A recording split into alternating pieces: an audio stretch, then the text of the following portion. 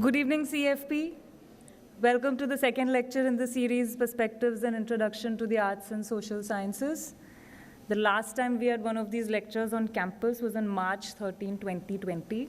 2 days after that, on March 16, 2020, we shut down for what we thought would be for 2 weeks. We did not know the world was going to spiral and be shut down for 2 years. But somehow it's November, it's 2022, and we are here, and it's so good to see all of you. So today's talk focuses on one of the ways in which we use music as resistance, as protest. And there's no one better than Harmony to take us through it. I'm double happy that we are opening our back on campus innings with music, so it's going to be a banger of a lecture. Harmony Siganporia is an associate professor of culture and communication at MICA. Her book, Walking from Dandi in Search of Vikas, was published by OUP very recently. She's also a practicing musician who plays guitar and sings with Purple Flower and Timewise. Harmony, I'm going to hand this over to you. Thank you. Hello, good evening. It is really bizarre to be standing in a part of campus that didn't exist when I used to be a student here. This was many, many years ago. But Sept and I go back a long way, and the first time, among the first few times I came here was actually in my capacity as a, back then, very nervous 17-year-old musician. And I was here to play a gig on the South Lawns, you know, outside what is now the admin building. We used to have gigs there all the time, back when I was a student at Xavier's, which is just down the road from you. Back then, your campus sounded a little bit different than it did to me today, because there'd be music flowing out from the various different buildings, and the School of Architecture and the School of Interior Design would always have competing visions for what was cool to listen to.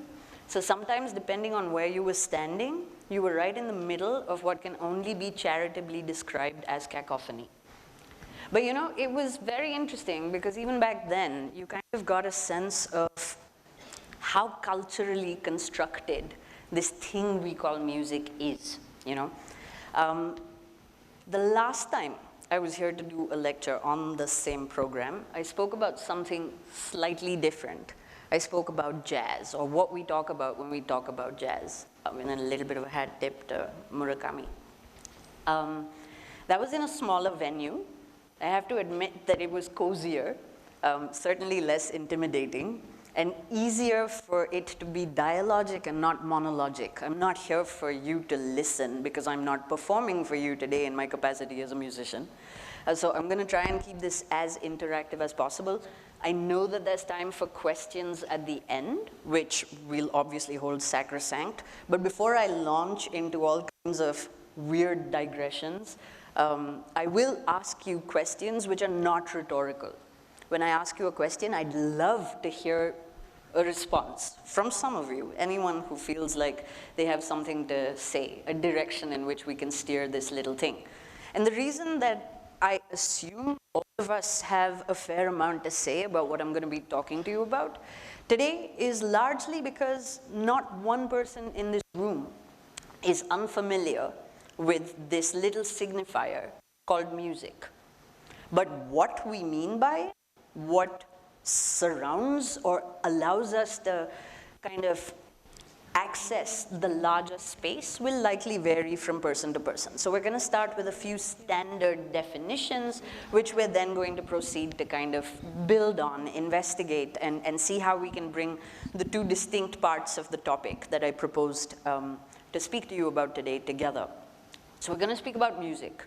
We're going to unpack this idea a little bit. We're then going to start thinking about resistance, and we're going to muse on what that might mean, and we're going to see how they come together. So we'll see how it goes. This is largely unscripted, and I should reintroduce you to Kenny, because I believe a lot of you already know her. I stole her from you, and Kenny now works with me. Yay. And she's here to help pull everything together, so I wouldn't be able to get this done without my wonderful RA, Kenny. Okay, I'm going to start by playing you a canonical piece, which more or less sums up the tensions in this idea we call music. And it's going to be a little bit uncomfortable to listen to. I'm not going to prime you any further. I'm not going to tell you anything else about it right now.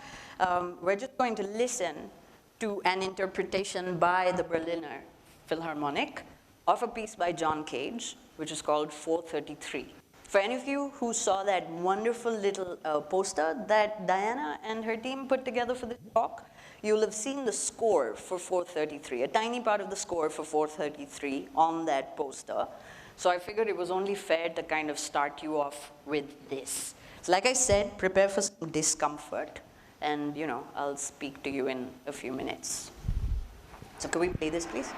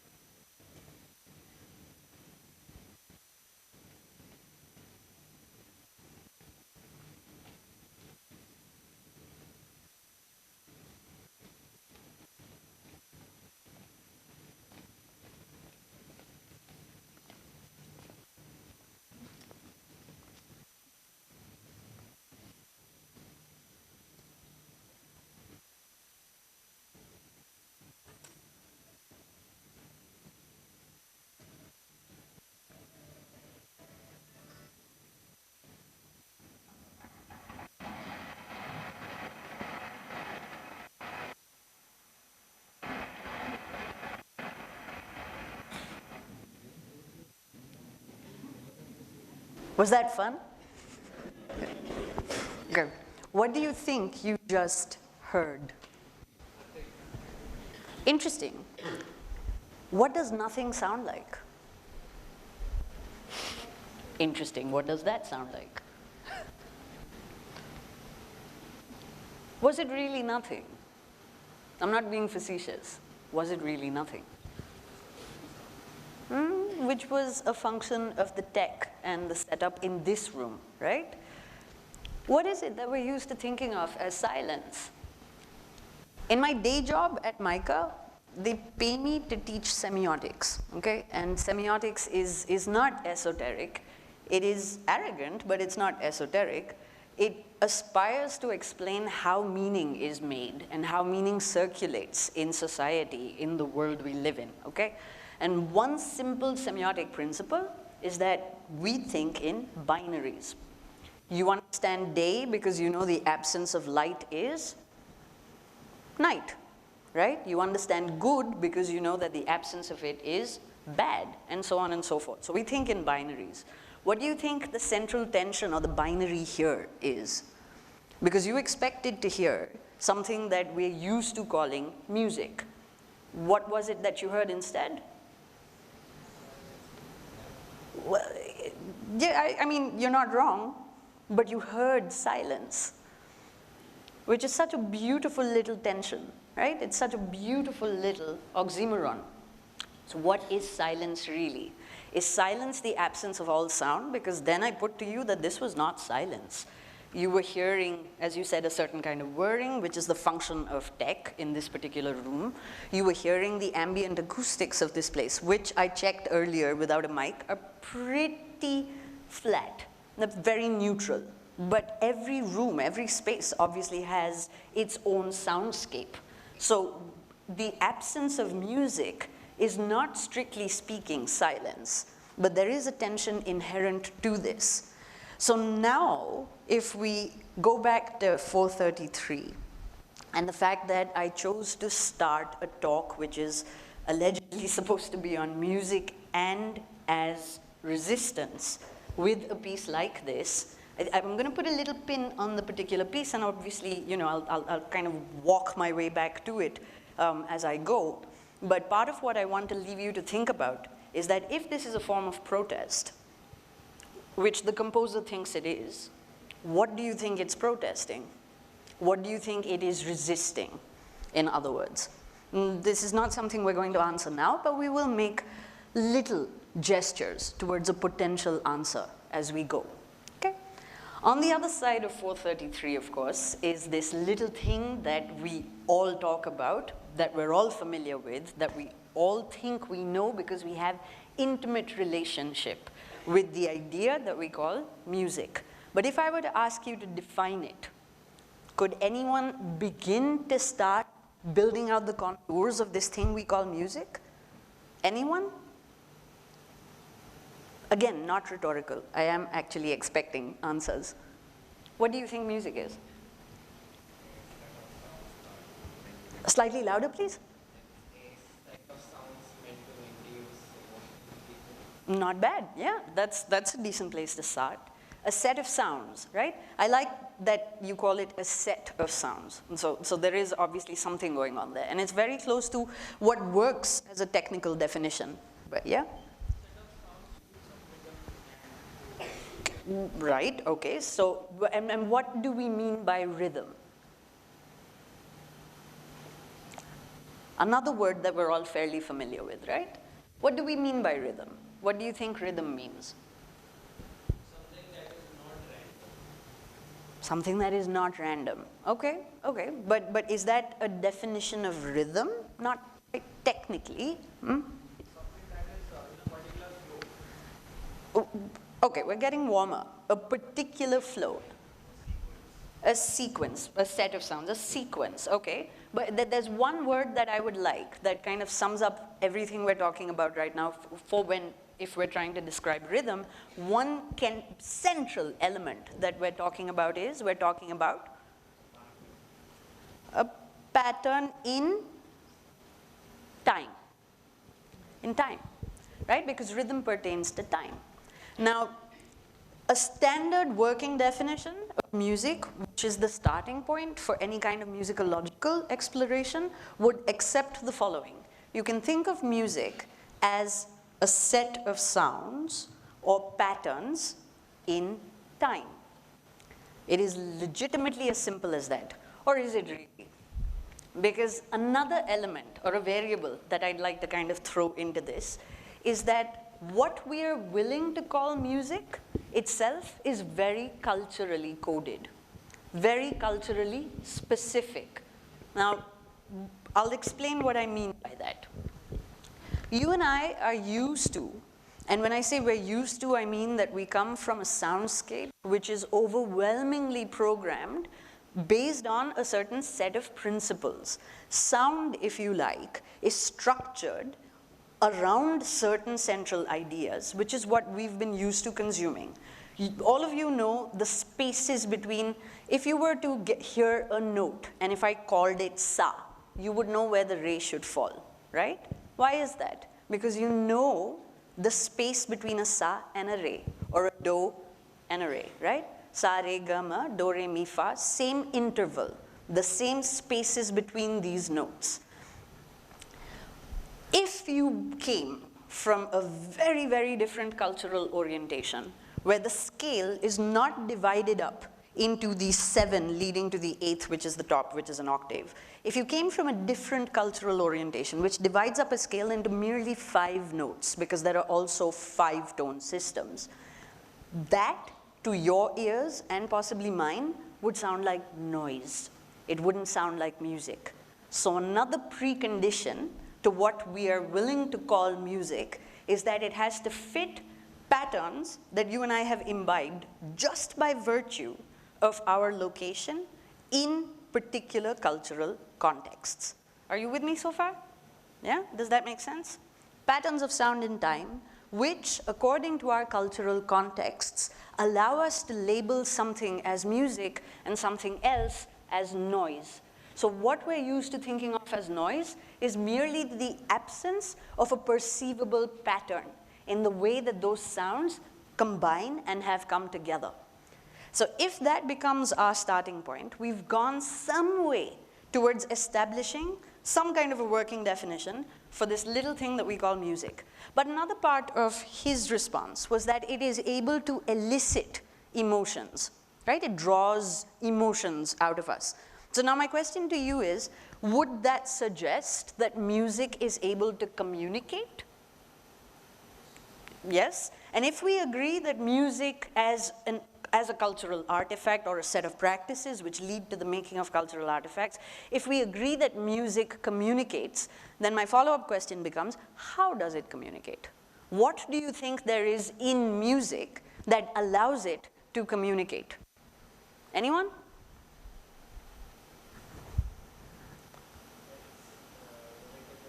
Slightly louder, please. It's relatability for people. Relatability for people, okay. What might that lead to? The relatability aspect of things that he's talking about. What might that lead to? It might lead to you forming an association. It might make you code certain pieces of music with certain moments in time, certain groups of people you were with when you were listening. For example, what I was hearing coming out of the School of Architecture studios the first time I ever came to CEPT was The Dark Side of the Moon. So for me, that's a really strong association right there. Every time I wander into campus, I expect the dark side to be, drifting out from that general direction. It doesn't, and that's really sad, but whatever. The point is associations, okay? So it can work by associations. What else? How else do you think music is able to communicate? Yes? Again, the example for 4-3, the silence, to some people, it might have given them like a time to think, but to me personally, it just made me feel extremely anxious. Very good. Why did it make you feel anxious? Because the idea, I was prepared to listen to music. I was expecting a sound, but just the fact that there was no music just made me feel unsettled. So it violated your expectations, would that be safe to say? It violated your expectations of the setting in which this piece was presented to you.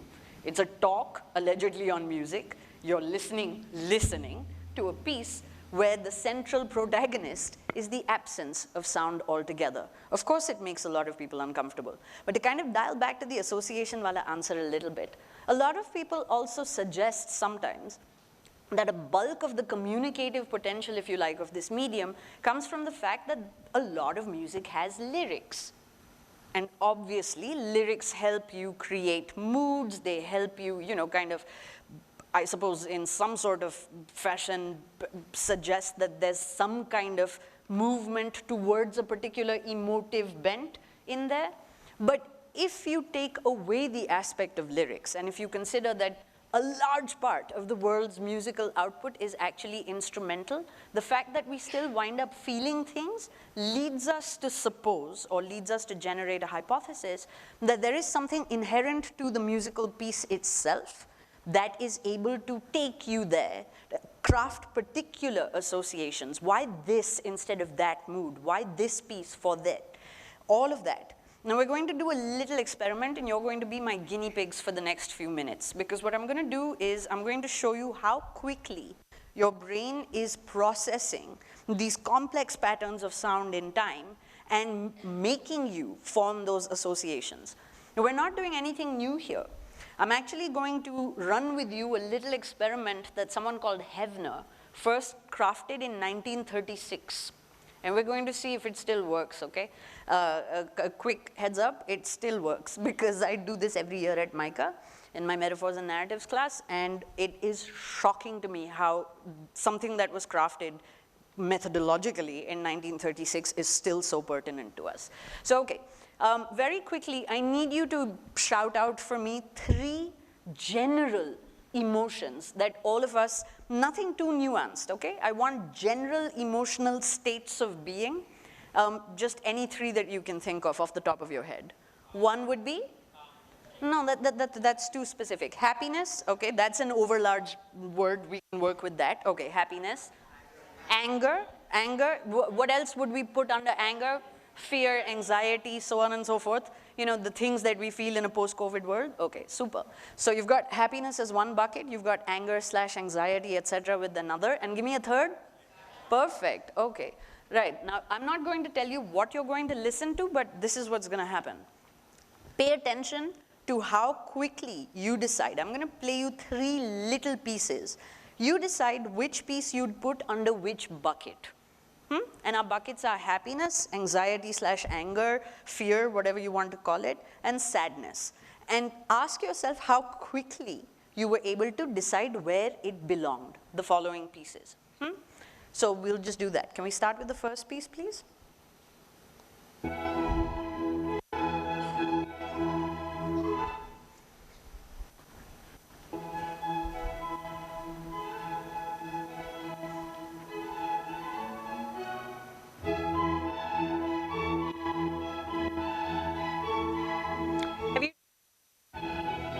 We could stop. Okay. Can we stop? Can we get the second piece, please? Just ask yourself how quickly you're deciding.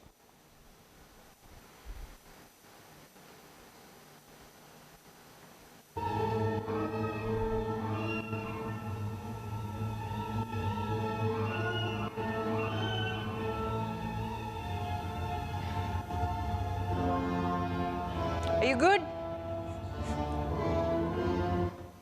Okay, can we have the third piece?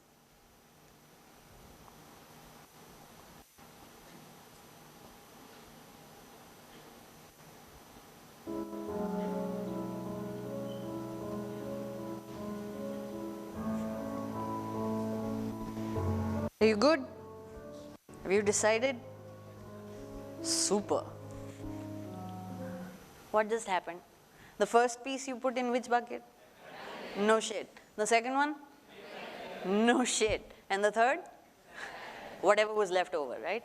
Okay, perfect. So, what do you think just happened? How quickly did you process that? Not everybody here is a musician. Not all of us spend our days and nights thinking about these things. So how is it that your responses were so quick? And again, how is it that your responses were so damn accurate? Because these 3 were classical pieces, and they are used in many cartoons and TV series and pictures, and they are associated with these emotions. So it triggers our subconscious mind. Love it, love it, you're right. So maybe that's where you encountered them, but I'll tell you where else you would have encountered them. You know that before we had the talkies in films, right? Like everybody knows what I'm talking about when I use the term talkies. Yes, no? Films that talk, right? Films with dialogue, etc., talkies. So all of us were born and raised in a world where that was the dominant genre when it came to film.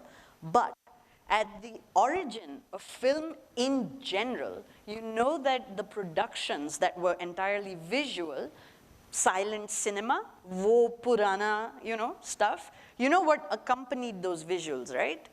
What did? No, so the way that it worked was, every theater had an orchestral pit.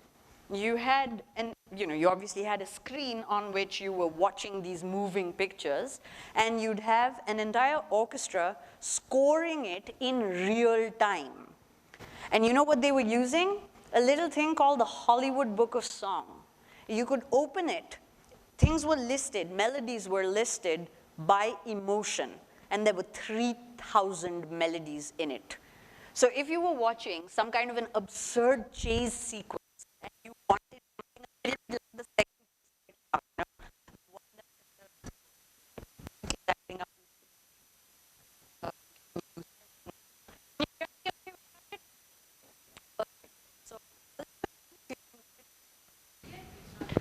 So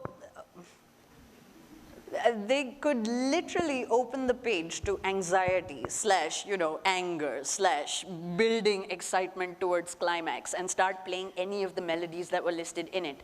And why would any of that work? Because, as you pointed out, prior association.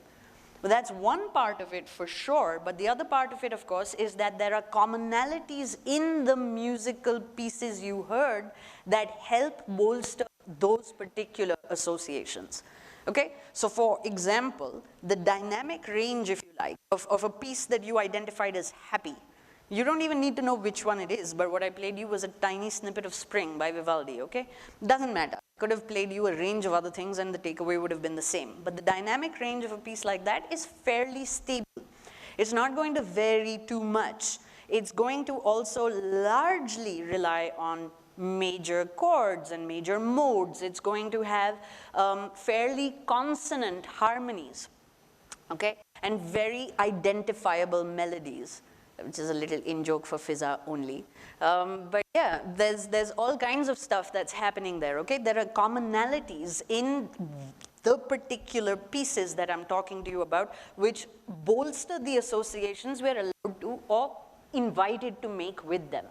The fear slash anxiety slash anger wala piece, what was the most dominant kind of thing that you noticed about that? How did it move in time? It was pretty damn quick, huh? And the dynamic range, what do you think a graph, if you were to visualize that, would look like? Yeah, okay, it runs it runs around.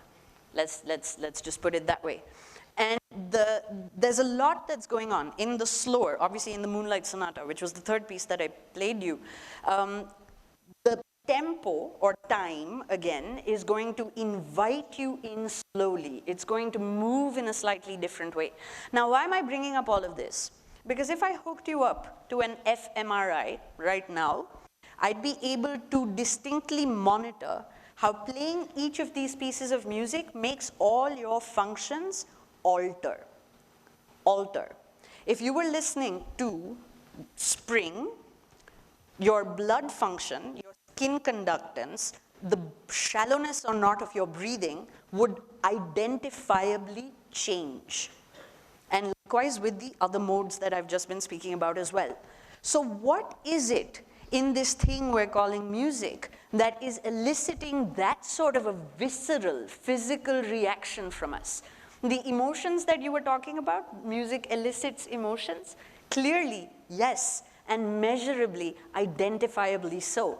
So what is it about this medium, what is it about this thing we call music that cannot change your material circumstances? Ask any musician that.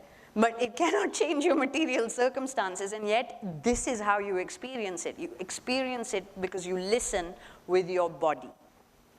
So this was a little setup about the first part of my topic. Okay? So far we've managed to speak about what is music. Culturally constructed, what we call music, what we call noise, silence on the other side of it, and the role of silence in allowing us to process what we think of as music. That bit we've now established. Now let's get to the meatier part, if you like, of this talk. Let's talk about the word resistance for a second. If I were to ask you for just a standard working definition, again, of resistance, what might that include or what might that look like? As students, it's very useful for you to think about resistance, okay? I'm not proposing revolution, I'm just saying this is something you should be thinking about. Yes, resistance. To oppose something, that is a very natural starting point, okay? Yes, I can work with that. What else? Sorry? Something not happening? Is that, give me an example, just build on that a little. Oh, to resist, as in to resist temptation type of thing. Acha, you're coming at it from that, okay, all right. Other commonsensical kind of definitions for resistance? Anyone? Sorry? Right, which goes back to oppose, yes, to push against, to oppose, yes, yeah, absolutely.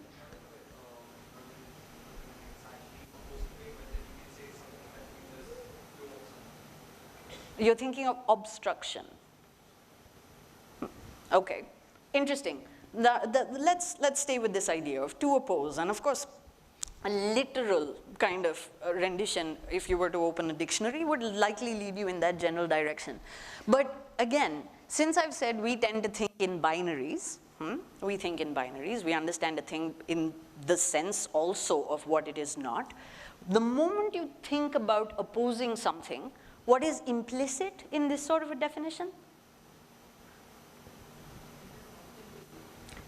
Nice, exactly that. Slightly louder so the rest of them can hear you. Right. So when you oppose something, the implication obviously is also that there's something that you're holding on to, that there's something that you're fighting for, right? So there is also that to not lose sight of. Now, what do I mean by music and or music as protest? You've already seen one example, which I'm kind of going to go back to in a few minutes.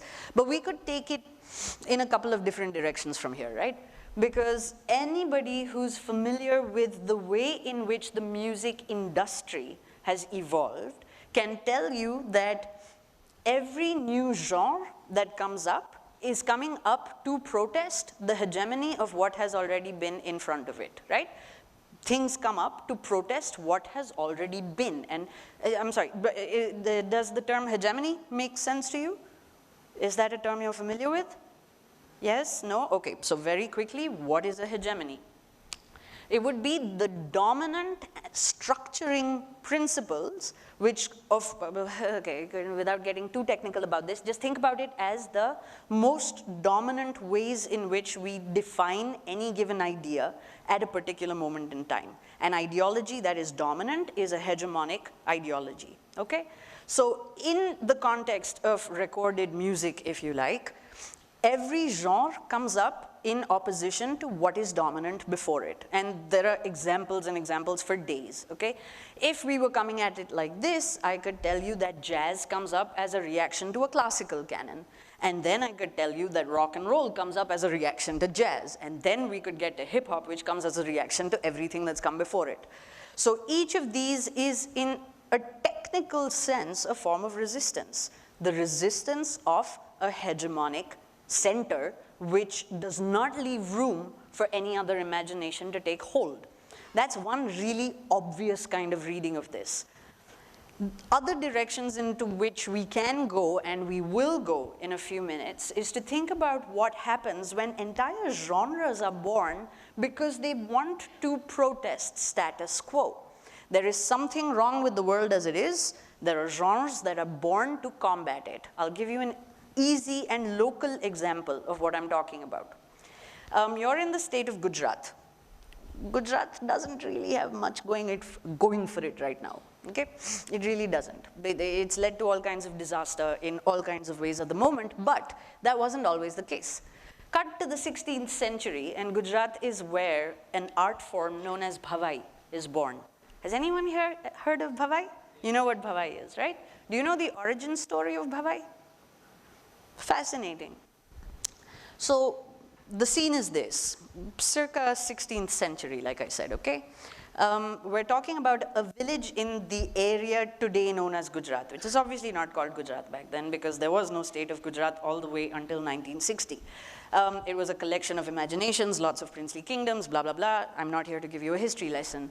But in a little village, a daughter of a very, very poor man was kidnapped, okay? So he goes to the headman. The headman is a Brahmana, okay? He's a Brahman. This young man goes to him and says, my daughter has been kidnapped. Will you help me get her back? So he finds the person who's kidnapped this girl. He goes and he says, this is my daughter that you've kidnapped. I am the headman. I am a Brahmin. You must release her to my custody. And that guy says, don't lie. I know this is not your daughter. So he says, no, she is my daughter.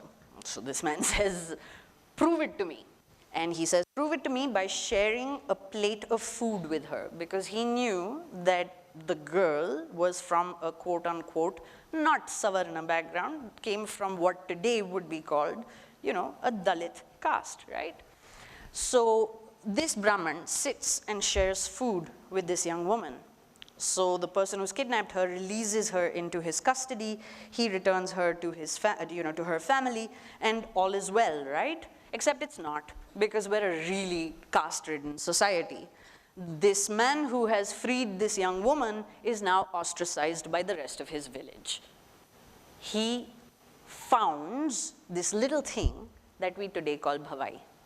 So it comes up in response to the caste system, which is why from the get-go, bhavai was born to protest what was rendering the social fabric of this area into pieces. So it was born to protest this inequity. And what is bhavai? It is an amalgamation of music and theater, folk music and theater in the folk tradition. Why is it that bhavai, which is born as one form of resistance to caste hegemony, perpetuating a different kind of oppression in its own turn? Let me explain. For centuries, only men were allowed to perform bhavai, because the point of this art form was to travel from place to place, was to wander the land that we today call Gujarat, to tell the story of caste inequity. But no woman was ever a part of these canonical troupes. Men impersonated women. So you had female impersonators who would be a part of every troupe, but you didn't have women in their midst. Why? Why do you think that might be? Anyone? Because of? Or sure, but like in what particular way?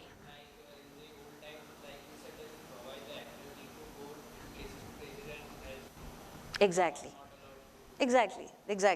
Women and mobility. We could talk for hours just about, the circumscribing of all of that. But anyway, bhavai is one form of an entire art form born as a mode of protest, right?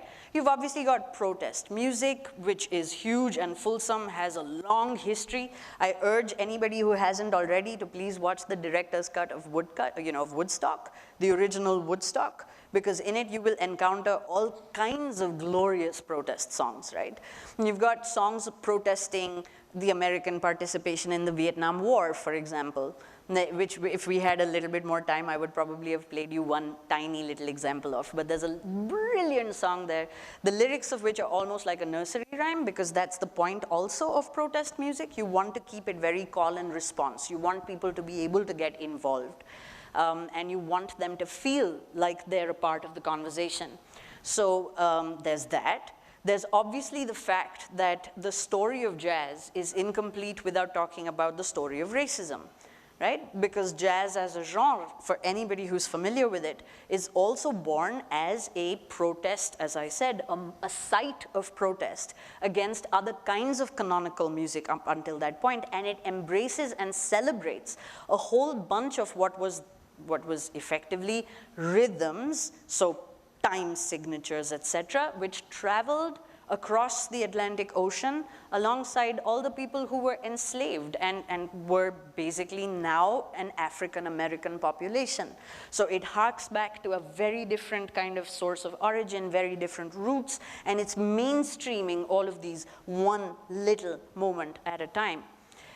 So I could get into any of those modes, right? But I kind of thought I'd keep my examples slightly closer to home.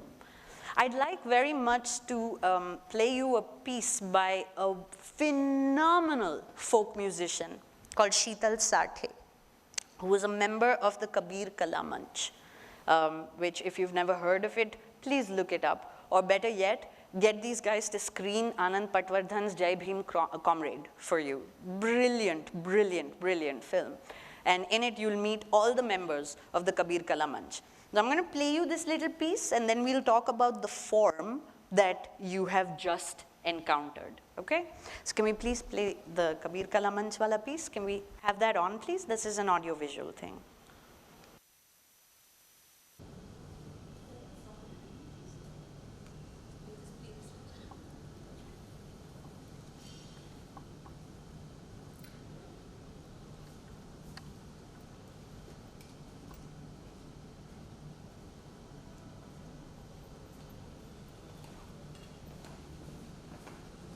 Comrade पानसरेंवर हल्ला करणाऱ्या प्रवृत्तींनी जी विचार संपवण्याची परंपरा चालवलेली आहे.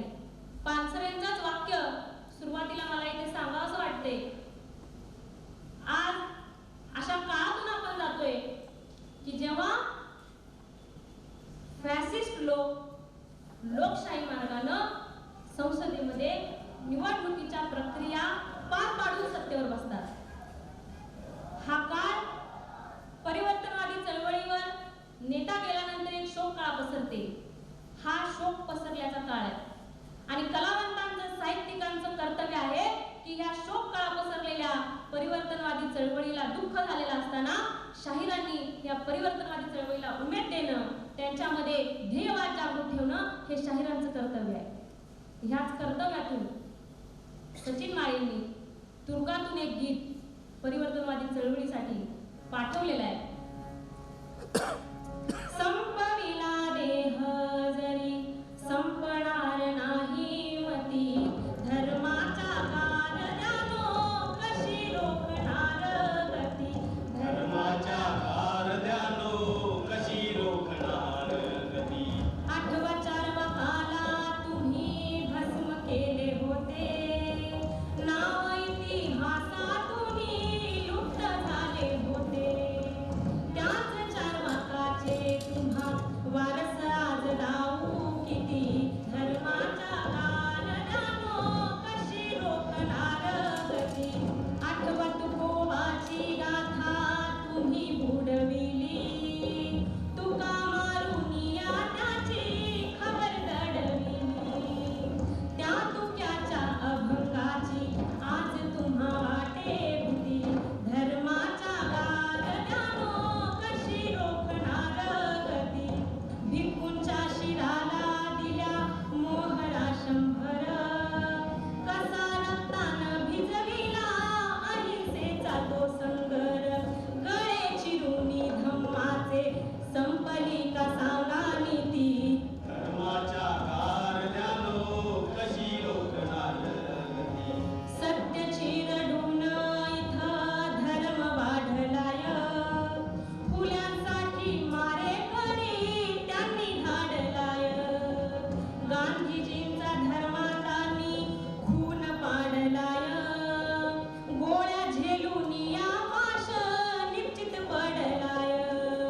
न्यायासाठी होत मागे रोज रडलाय, रक्ताच्या थारोळ्यात सफर पडलाय.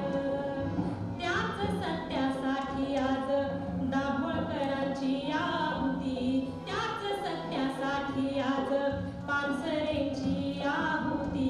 धर्माच्या कारणानो कशी रोखणार गती.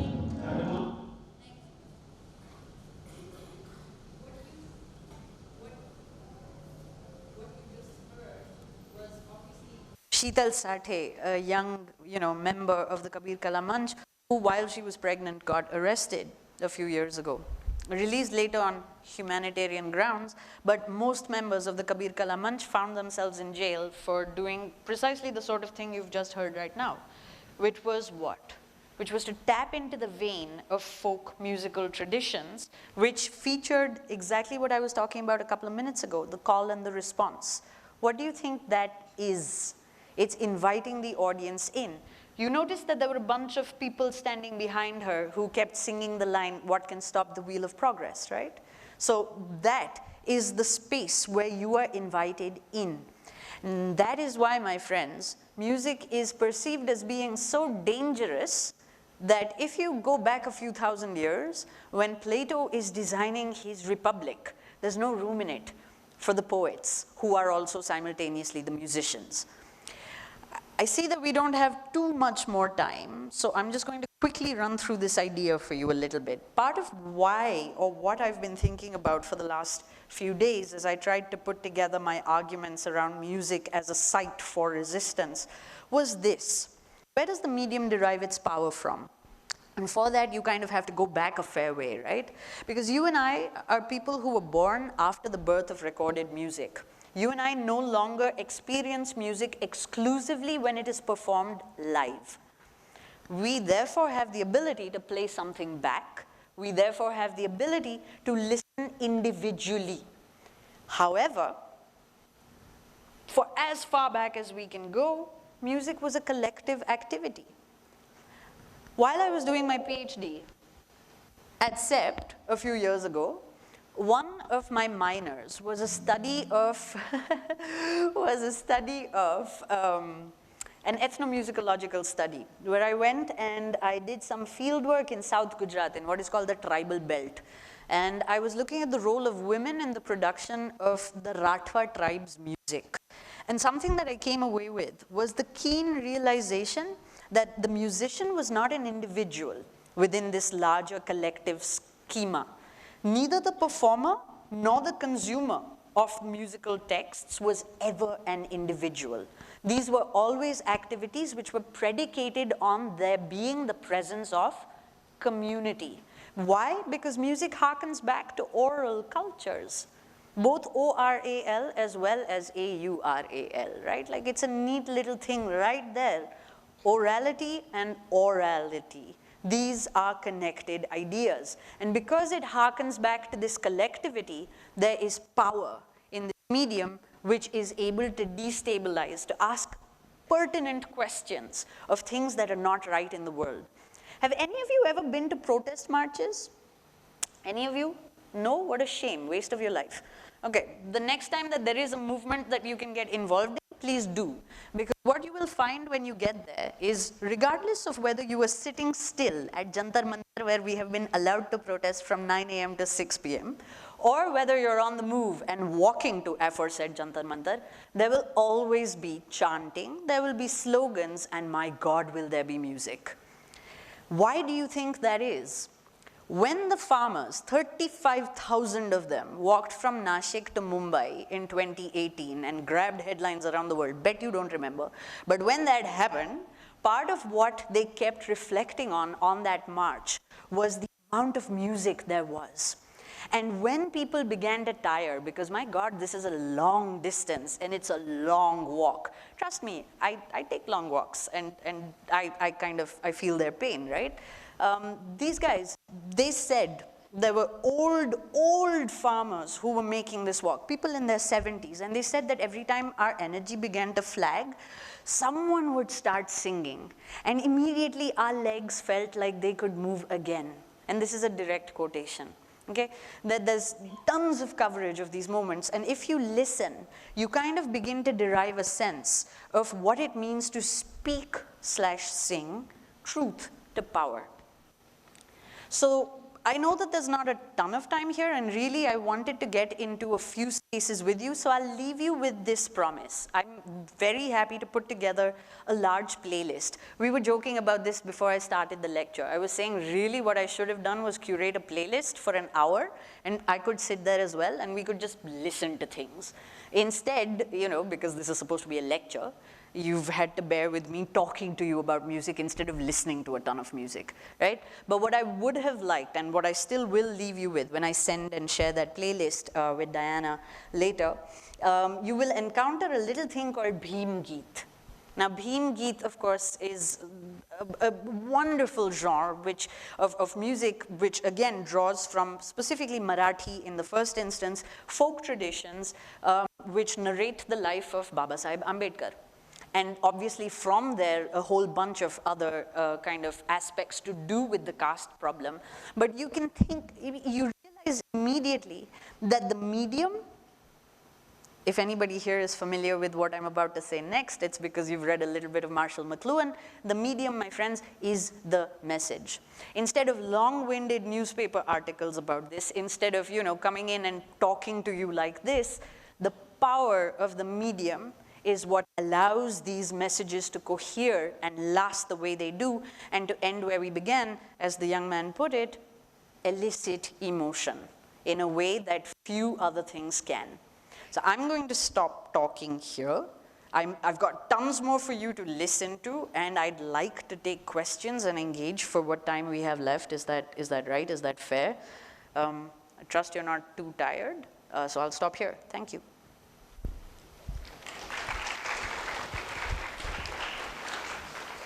Questions? We have mics, so you guys, people who have to ask questions, please pass the mics up to them. And I will shamelessly eat cake while you decide whether you want to ask me a question. Thank you.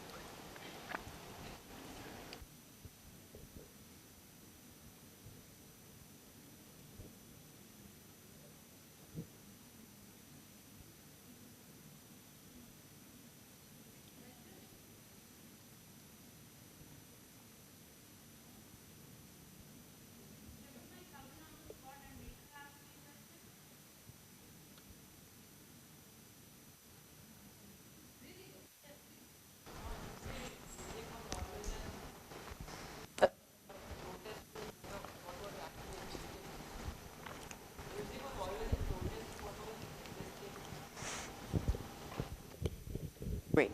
Yes, but also no. It's not always exclusively in protest to what exists, but there's certainly the possibility to use this medium to protest what is. Not all music will always be a form of protest, but the potential is there, is the case that I'm trying to make.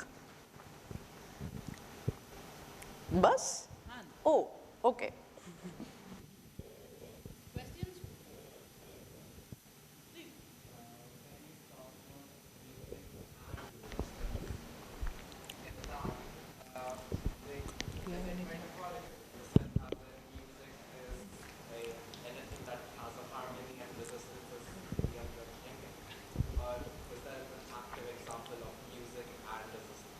I mean, I thought that the Bhim Geet and the work of the Kabir Kala Manch and the existence of Bhavai were all examples of music as resistance. And the as and the and kind of go hand in hand. Oh no, that rhymed. I didn't intend for it to. And implies music and resistance are opposites. Right, are opposites? No, why would I imply that music and resistance are opposites? They can be adjacent, right? Look, the example, let me give you an example of that. There are several pieces of music which have come to be co-opted by movements, right?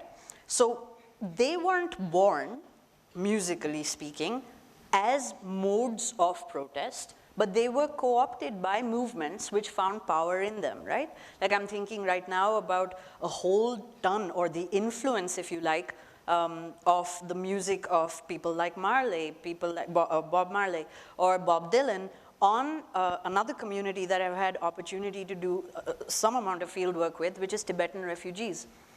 Tibetan refugees who live in India. I spent many years working with the refugee community in Dharamsala. And one of the first things that I encountered there was absolutely everywhere I went, people, my Tibetan musician friends, were constantly referencing this canon. And I kept wondering why these pieces instead of others, and it was obvious. The work of the protest, the early work of Dylan in the mode of protest songs But, Dylan has nothing to do with the cause for a free Tibet, right? But he spoke, that music spoke powerfully to the disinheritance being experienced by these refugees. So that would be an example of music and resistance. Music as resistance would be the work, again, of someone like Bob Marley as an active participant in pushing back against easy kind of, thinking about things like race, and about things like so many other things in the decolonial moment that he was writing and making music for. Does that answer you? Yes? Like we have some people can relate that certain kind of music gives them goosebumps. Mm-hmm. Certain kind of music gives them goosebumps. Sure. Certain does not. Mm-hmm. Why is that? Like what is in that piece of music that Excellent question. Excellent question. I have a feeling, and it depends on who you ask, right? I'm a cultural constructivist, so I will tell you that your location in the cultural matrix, where you are, everything you've ever heard, what the soundscape is around you, is priming you to think of what these categories are, of what music is, and the associations you've therefore created with certain kinds of collections of sound in time are going to inform whether you're moved by a piece of music, and more than that, how you're moved by that particular piece of music, and why some things will leave you entirely cold. I think there's also, that not enough work has been done to explore just how deep this relationship is, Our cultural position, who we are, where we are, positionality, as we would put it, determines in large measure how you feel about a particular piece, and how some entire genres will say absolutely nothing to you. They will sound opaque. So a lot of it, I think, would come down to that. I don't think that's a full answer, but I do think that that's a large part of it. But again, it depends on who you ask. does it depend on the nature and the behavior of the person that how a music reacts to the person, whether it gives goosebumps to it or not? I think it's the other way around, really. Which was what I was trying to say. I don't know that it's so much about, okay, let me put it like this. I was talking about semiotics a little while ago, right? Semiotics is the study of how meaning enters the world. So the approach that we take is outside in. What is it in the cultural moment I inhabit that makes me think the things that I do, that makes me feel or respond to certain stimuli, and music is stimuli, the way that I do? So again, because this is how I'm breaking it down, my response would be that it's not so much about, there isn't tons here that we're discussing in terms of your agency as a listener, but I am suggesting that everything you've ever heard has primed you to listen in a particular way, which is what I mean by it's the other way around. Does that make sense? Okay. Anybody else? Please. So far back.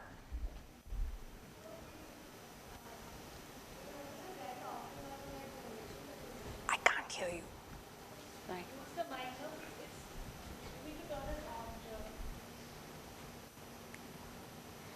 This is what I meant about intimidatingly big space. Sorry. Yeah, hi. So we notice very often that from generation to generation, preferences in music matter a lot. Like even with our parents, it's very obvious. But at the same time, there'll be a particular song that's conveying the same message that another one from a previous generation did, and still it won't move them in a way that the other one does. Give me an example to illustrate what you're talking about. I don't think I have a song on the top of my head, but No, but that's fine. If you can't think of a particular example, just give me some context. Build on what you're saying a little bit more, because I'm still struggling to understand. As basic as A generational shift I got, like Yeah. absolutely certain, which again speaks back to my point about cultural context, right? Because obviously oral patterns will change over a period of time. Whatever is the dominant soundscape that your parents were socialized in is clearly not the dominant soundscape that you've been socialized in. And further, I'll even go as far as saying, despite my particular feelings about electronica, Even these forms of music come up as a challenge to everything that is dominant when they're slowly coming up. When Kraftwerk are playing with these industrial sounds in the 70s and so on, it is truly revolutionary because nothing sounds like it at the time. Anything that disrupts the status quo in terms of a soundscape, but sadly, slowly moves from the periphery to the center and creates its own little hegemony, is going to spawn a response which pushes back against it, right? So the dominant soundscape is not a static thing, no? Because culture is not static. If it's a constantly evolving set of practices and artifacts, then it stands to reason that whatever was the dominant soundscape is no longer so. And whatever is the dominant landscape now, especially in this really fractured way all of us have of listening on personal devices, we listen alone, we don't listen collectively anymore. So it's so much harder for there to be a general carrier, if you like, for our stories in common, which music once was. Because all poetry, just for example, was set to music. The epics, therefore, before they were ever stabilized in written form, they were sung. Part of why Plato wanted to kick those poets out of the Republic was because these were dangerous creatures, no? They're making stories and music, because it's being sung, travel from place to place. And we've lost all of that. We don't have stories in common from music in the way we once did. So I agree with you 100% that stuff that moves you will not necessarily be the stuff, despite the fact that the messaging might not be terribly dissimilar.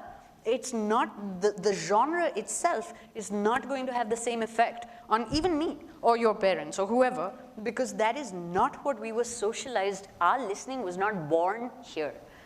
So all I have to say is I agree with you, and here's why.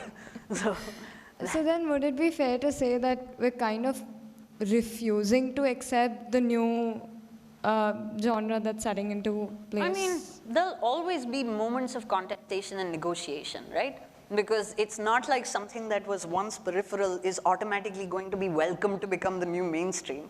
Anything that is counterculture at some point, and this is not even an example from music, but just think about what graffiti once stood for in form of countercultural protest art form. And now what happens? Now the government invites 50 graffiti artists from around the world, gives them 50 buildings in Lodi Gardens wala area and says, here, this is your canvas, go nuts. So what have you done? You understand what I mean? This entire shift from the periphery to the mainstream is precisely why we don't have this stable without getting too technical, we don't have like stable signifiers anymore. I'm just going to say that and stop. I hope that answers you somewhat. Yeah. More questions? Or cake? I don't know. Sorry. Yes, sure.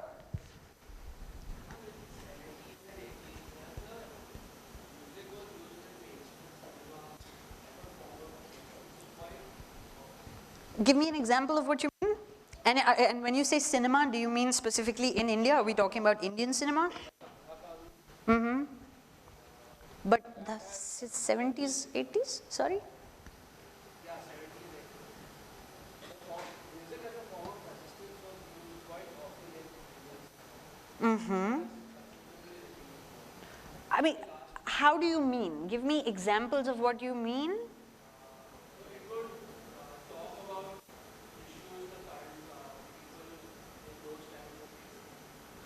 I'd actually argue that there was a lot more of that about in the 50s and 60s. Already by the 70s and 80s, because the nature of the stories we were telling in mainstream Indian cinema were changing. And let me qualify what I'm talking about. I'm not talking about all Indian cinema at all. I am talking mostly about Hindi cinema. Because those stories have changed so much, the soundscape within them has shifted also. Like through the 50s and 60s. Now, Naresh Fernandez has a beautiful book called Taj Mahal Foxtrot, which is the history of jazz in India. And he argues that it's actually 4 generations old, and it begins with cinema. It begins with mainstream Indian cinema, where you have people like R.D. Burman working with some of the finest jazz band leaders at that moment. There's all kinds of interesting things happening. How much that is protesting and what that is creating as a site of resistance is moot. I don't know. In the sense that I don't have an opinion on that immediately off the top of my head. If you're saying there's less of that about, I will also agree with that, and I will put to you that that is largely because, especially if we're speaking about the very, very recent kind of time frame, then again, much like with us consuming music which was once communal, now individually, think about how splintered our viewing experiences have become, especially because people no longer even so much as go to a theater. With the birth of OTTs and other such like have meant that this is not the site where we are consuming, to go back to what I was saying a minute ago, our stories in common anymore. So I do think that there's something there, but how much was happening earlier is moot. I don't have an immediate response to that. If someone wants to have the knowledge how music evolved to today, You're in the wrong university then. Because this is the wrong course to ask a question like that. I'll leave a huge list of references. I'll make a bunch of references and a playlist available with these guys to share with you. Pakka. But like if you want to look at, like I said, a history of jazz in India, Naresh Fernandez, great place to start, Taj Mahal Foxtrot. If you want to look at the history of rock and roll in India, 60s and 70s, you want to look at India Psychedelic by Siddharth Bhatia. Within a specifically Indian context, these are the two that I'd recommend starting with, and I'll put more things there. If you want to read more about Bhim Geet, for example, I'll put some links there. If you want to read about Bhavai, I can make some stuff like that available for you. So I'll share like a bunch of things and a playlist. Will you please say when we should like stop? I can keep taking questions, I'm good. So the question answer session is about 15 minutes long. We have 5 more minutes. That's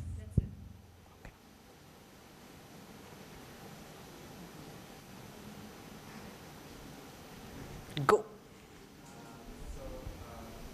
This is music, and music and visual art usually go hand in hand. Ooh, no, they didn't all the way until the birth of MTV, my friend, which was fairly recent. There are plenty of examples that they did. If you're talking about visuality in terms of a medium like opera, where you would have theater and music combined, then sure, a case can be made that that goes back at least about 3,000 years. Yes, but also during like say the time of Plato. Which is what I was thinking about, Greek theater. So, Also that the carving of statues, that was the visual art. mm-hmm. It's present, and also theater. Greeks were the ones who started the practice of theater. Yes, well, modern theater. But anyway, yes. So, like, why do we segregate visual art and music as such? Like, Because they can go together, clearly, but they don't always have to. Right? They don't always have to. These are art forms that can definitely and have long histories of working together, much like visuality and textuality have long histories of going together and working together, but it's not impossible to conceive of them as not necessarily having to do that, right? It's possible for us to study visuality, it's possible for us to study orality. You can also look at combinations of them, but we're not compelled to think of the one as being impossible without the other. Short answer. there has never been a movement where both of either one has given more preference. More preference? Preference is never biased between music and visual art. There's always I'm not sure I understand what you mean. like there has never been a clear segregation between music and visual art. Of course there has. Now I'm thinking about just programmatic music. So like all across what they call Western music with a capital W. Where's the visual element in that except that you're going into a place to listen to an orchestra? So 80s disco music as well as Yo, I'm thinking about a few centuries before that, friend. So again, so I think I agree in that, yes, there are long and rich histories of the mediums working together, but because it's not impossible for us to conceive of them as separate art forms, we're treating them like discrete units, which can intersect, but don't always have to. It's literally just that simple, I think. Okay, yes? how do you think that music and art is like combined, like building things and Wait, music is art though. how is music and art not in the form of like drawings and building things and things like that. Visuality and building things and like that. Like architects, how can music connect to architects? Well, I don't know how music connects to architecture, but except as a musician, I'll tell you that it's a joy to play in some venues where the acoustics have been designed to work for the kind of thing we want to do, and it is a horror to play in some venues where no matter what you do, a 6-hour-long sound check, and you will still wind up with feedback and dirty sound loops, and you will be terribly unhappy, like terribly unhappy. So clearly there is a close correlation, just like I started this lecture by talking about the impossibility of talking about music without talking about time. Obviously, back when we were speaking about not recorded music, when I'm talking about the live aspect of the entire situation, space is impossible for us to conceive of music without, right? So in that sense, obviously there's a correlation there, and I leave it to people here interested in this aspect of your question, whereas I'm coming at it from this aspect of this, can bring these into conversation better. Yes? What do I think of? Hip hop as a genre in general, rap, right, which is a part of hip hop. So what do I think about it? It is music.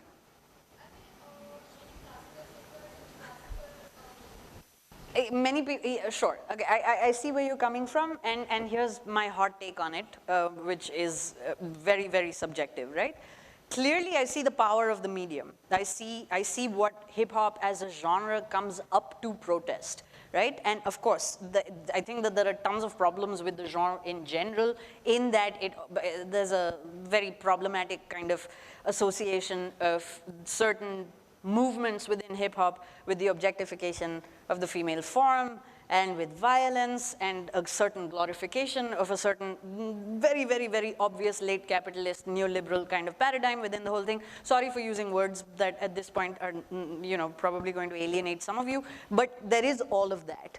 So I get that, but I also see that this was a site for a certain kind of enunciation and thinking through of race relations again, which challenged dominant hegemonies in American society, where it kind of takes root and becomes what it becomes before it becomes exported to the rest of the world in myriad different ways. So no short answer to that, but clearly there is what I like the other aspect of what you allude to, which is that there is very often a perceived kind of hierarchy in different kinds of music, and I think that that's deeply problematic, and I also think that's really boring and stupid.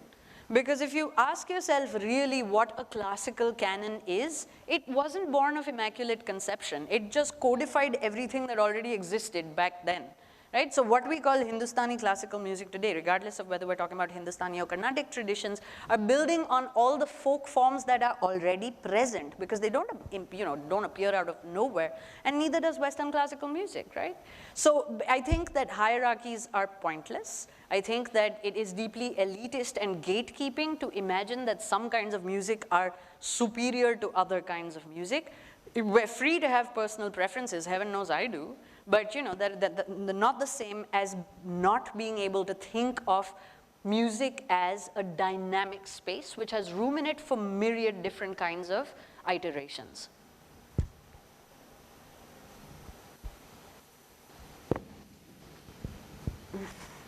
We have time for one more question, and that'll have to be the last one. Sorry, I think she just wanted to finish. Yeah? Yeah. So it is true that classical music communicate emotions better than hip hop, right? No, I wouldn't say that. I think that again, it's the opposite of what I've just said. I don't think anything does it or better by virtue of what it is. I do think that if you're more schooled in one idiom than the other, then you will respond far more to one than the other, which goes back to my answer to these gentlemen right here. Cultural context is everything, right? So I don't think there's anything inherently in a musical genre that makes it superior to another. Short answer. Yeah? Yes, last question? Oh crap, sorry. I was told there's only room for one more question. There. Ooh, 433, I think that it was a form of resistance against this very idea that music has to be any one thing. And how can you know music if you don't know its absence? Simple. So it was a little bit of an elaborate ploy to see how uncomfortable you would get, how much murmuring there would be, and all the other sounds, whether you'd actually start paying more or less attention to them. Because when you said nothing, that was one answer. The correct answer was, you know, everything else. So 433 will never be the same anywhere, because the sounds of this room, of our breathing as one organism, while we were listening to it, of people getting uncomfortable and shifting in a seat, of me coughing, all of that, it'll never be the same ever again. So, sorry, that was the last question. But I'm available and I'm outside, so come and find me, and I'm happy to keep taking questions and talking. Thank you so much for having me. I hope you got something out of this. Bye-bye.